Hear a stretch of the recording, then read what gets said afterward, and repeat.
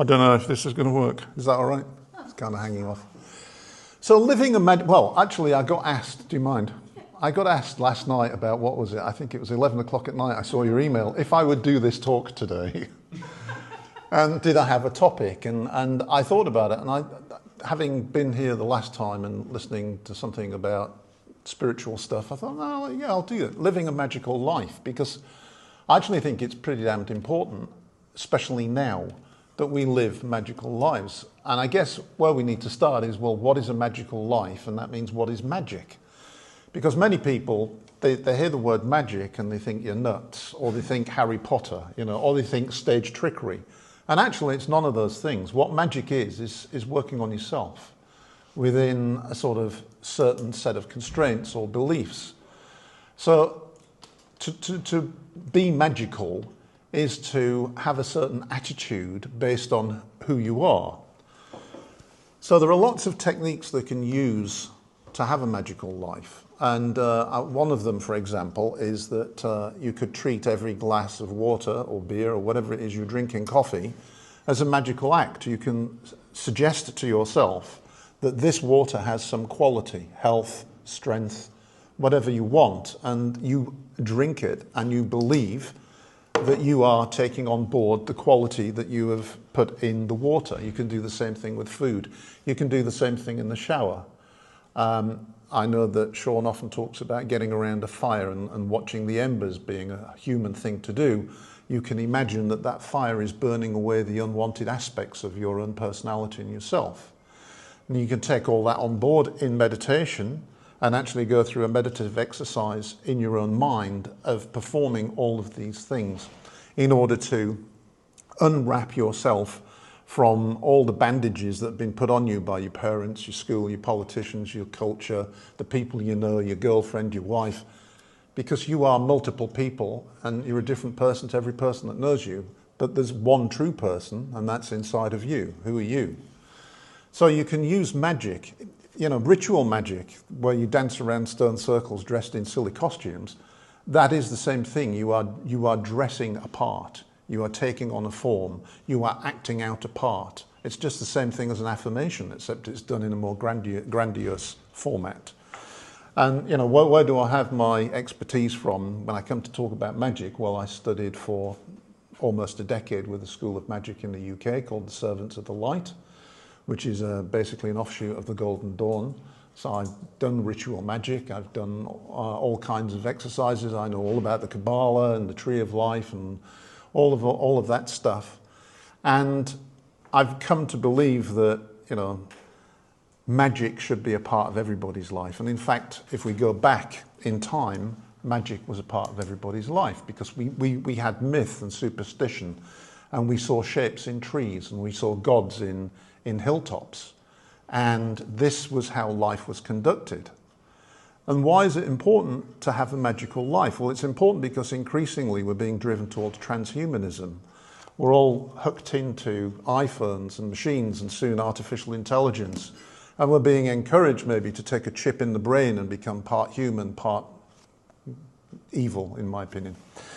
And we're losing our roots. Our roots are is that we're biological animals that were raised on a planet called Earth, and we're in tune with the frequencies of this planet. This Earth resonates with multiple frequencies.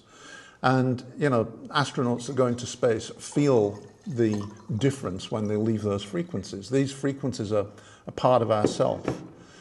And living a magical life is something where life becomes an adventure.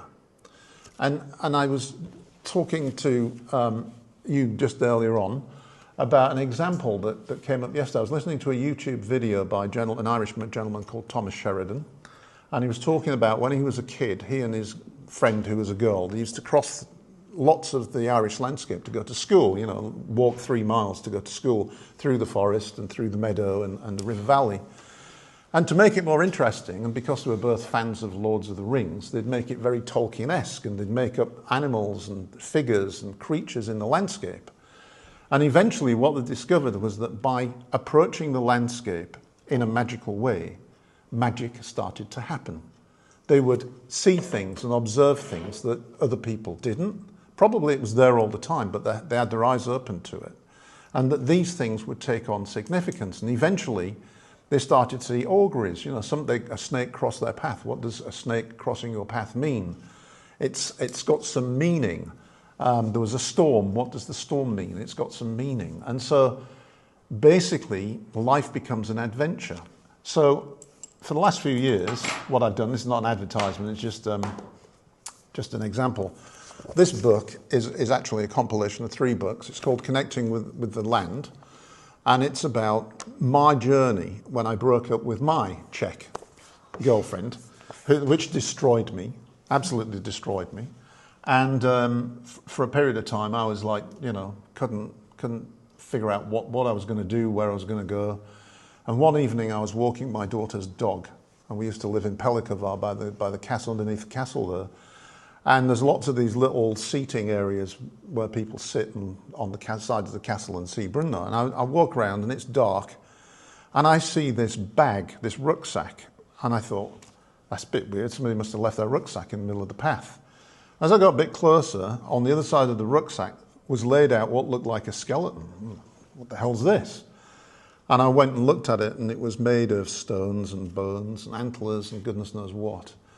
And I'm looking at it thinking, what the hell is going on here? And then I saw this gentleman running towards me, and he had a little drum, one of those things that you do this and the things whip around the drum and make a beat. And he was mumbling to himself. He totally ignored me. And I thought, okay, you know, I shouldn't be here. So I walked a bit further. But then I walked around and I stood looking down at him, and he knew I was watching him. I knew I was watching him. And what happened was, by going back the next morning and trying to figure out what was he doing, I found a stone design laid out in the grass, and I found some burned roses and things like this. And over the next 3 months, every single day I went and photographed those, and I started to move some of the stones. I'd put my own stones in and he'd move them back out again. And we started to play this game. I never met the man, by the way, never met the man. And what I realized was that nobody else ever saw these stone designs. They're just blindly looking at the phone, looking at whatever, talking to each other. They never saw these stone designs. Yet I had all these stone designs photographed. And furthermore, there were 2 sites where he had stone designs either side of my house. One was all natural, and the other one he would use other things like kids' shoes, pots and pans, knives and forks, and he would make these designs. Now, I couldn't figure out what the hell he was doing, but that was one day I thought, I wonder if it's something to do with energies. So I got myself a dowsing rod, and I went out and started dowsing the energies, and sure enough, I found that there seemed to be some energetic lines. Then I went up on the castle site, started dowsing the castle site, and found all these lines running through the castle. And this took me on this magical adventure that I call Connecting with the Land. And in here, you'll see that you start to see the world in a completely different way. You start to see how subtle energies influence everything we do, impact our well-being. You start to understand yourself. So I wrote The Secret in my way, the new you, right?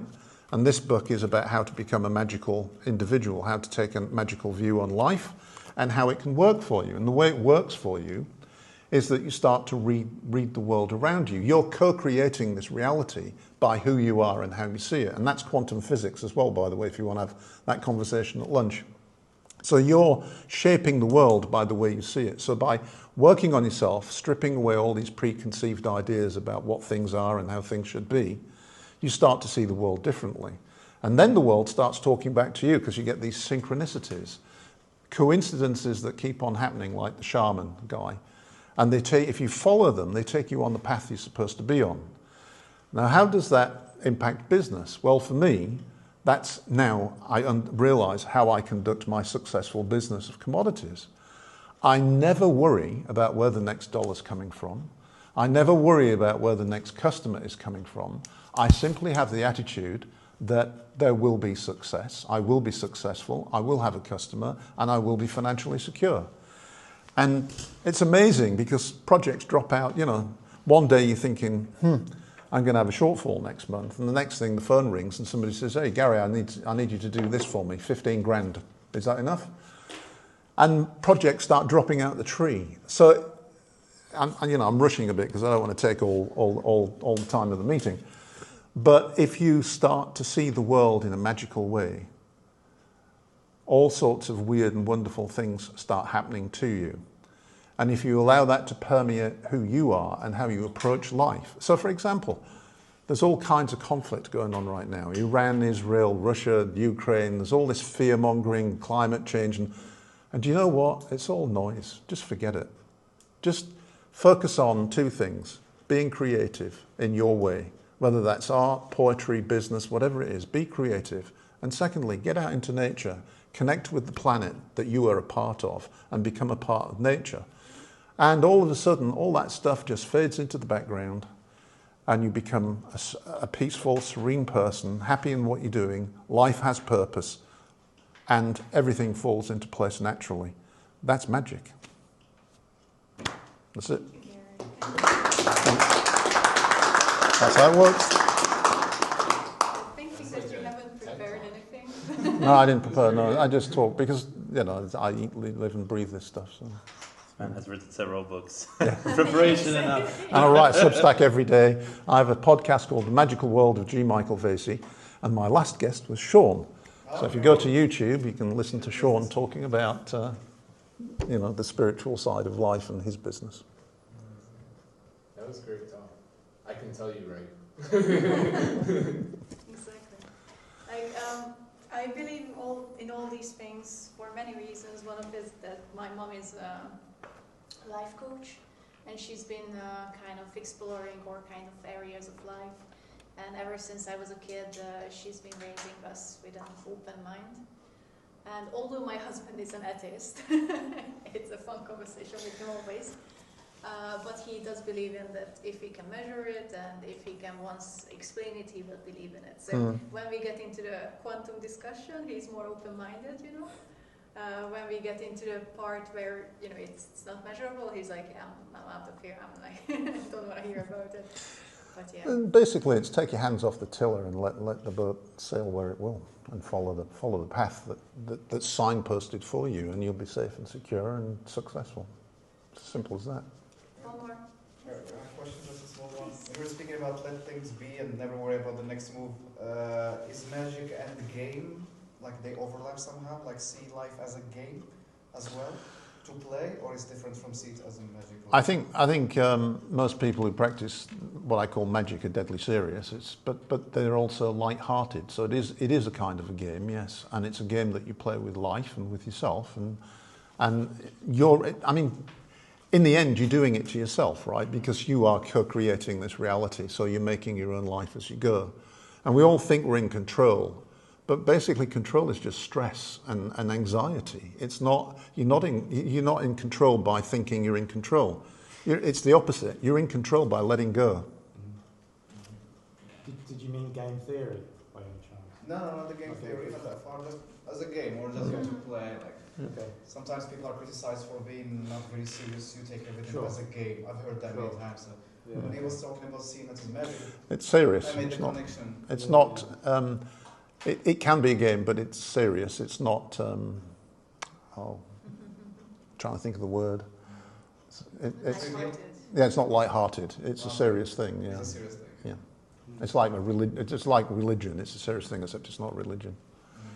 Yeah. One more thing I want to add to this is that I left my previous company in November, and I started to listen to Access Consciousness in September, and that was something that actually gave me the power and the trust in me and the letting go that it's okay that I don't know what's next. Important is that I had to leave that place, burnout as well, right?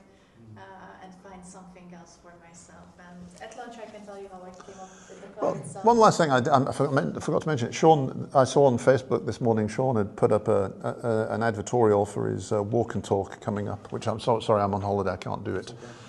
And it just struck me that it was absolutely perfect. You know, magic isn't about it's not really do nothing. It's not throw everything away.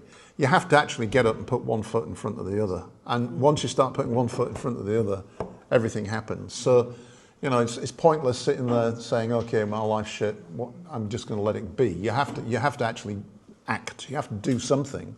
But once you've done that first step, just keep moving and you'll be steered in the right direction. And don't worry about it. With that, I think we can start this meeting.